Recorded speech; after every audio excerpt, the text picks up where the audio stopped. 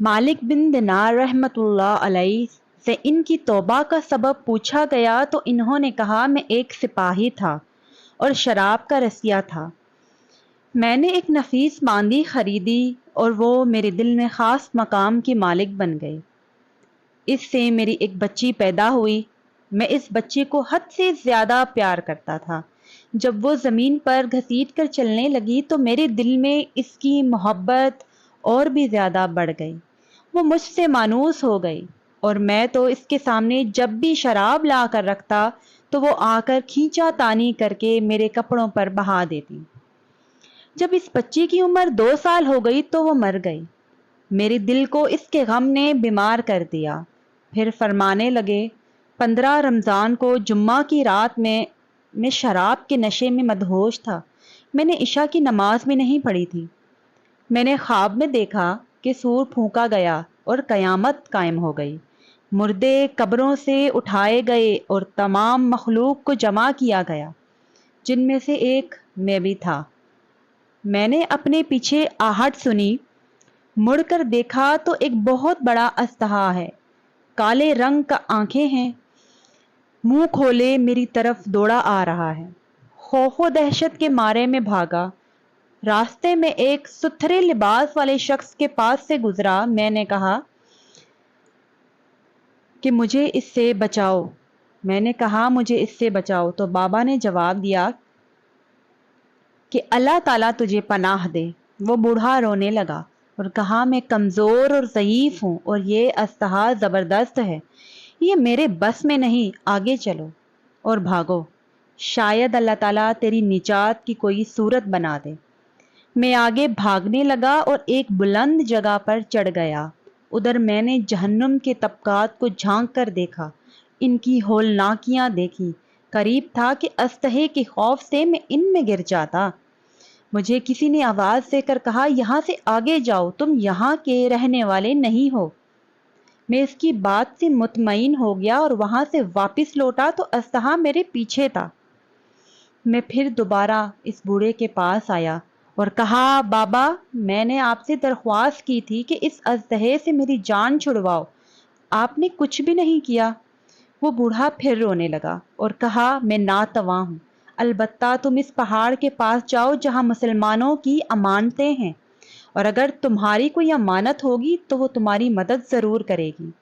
मैंने देखा चांदी का एक गोल पहाड़ है और इसमें जगह जगह सुराख और रोशनदान है और पर्दे लटके हुए हैं। हर रोशनदान पर सोने के तो पट्टे हैं और इनके कब्जे याकूत के हैं और आराइश मोतियों की। हर पट्टे पर एक रेशमी पर्दा है।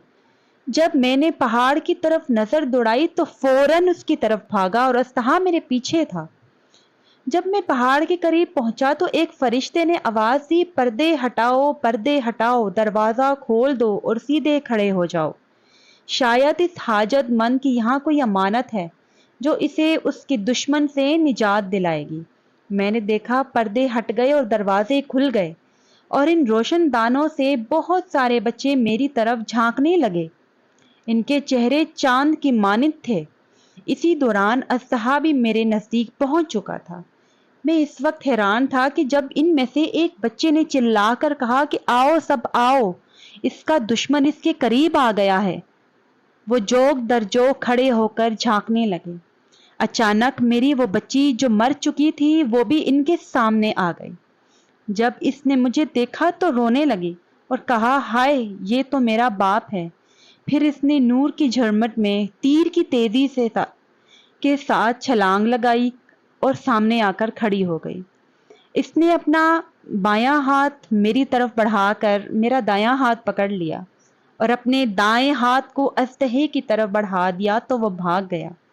फिर इसने मुझे बिठाया और मेरी गोद में बैठ गई और अपने दाएं हाथ से मेरी दाढ़ी पकड़ कर कहा, ए बाबा जान। मैं रोने लगा और कहा, ए बेटी, तुम लोग भी कुरान को जानते हो? उसने कहा, हम तो तुमसे भी ज्यादा कुरान को जानते हैं। मैंने कहा, अस्तहे के बारे में कुछ तो बताओ, वो मुझे हलाक करने के दर पर था।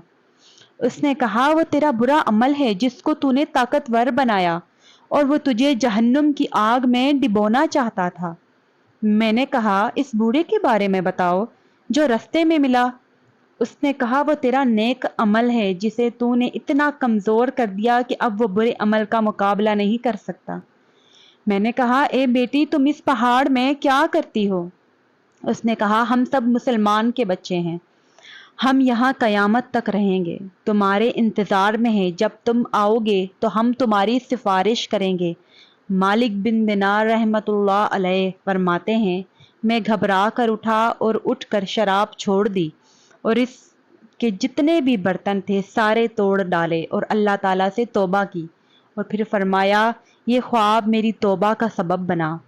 معلوم ہوا کہ اولاد اگر بچپن میں فوت ہو جائے تو مایوس نہیں ہونا چاہیے، بلکہ اللہ کی مرضی پر راضی رہنا چاہیے، کیونکہ یہی نابالغ اولاد آخرت میں کام آنے والی ہے، جیسا کہ اس واقعے سے ہمیں سبق ملتا ہے۔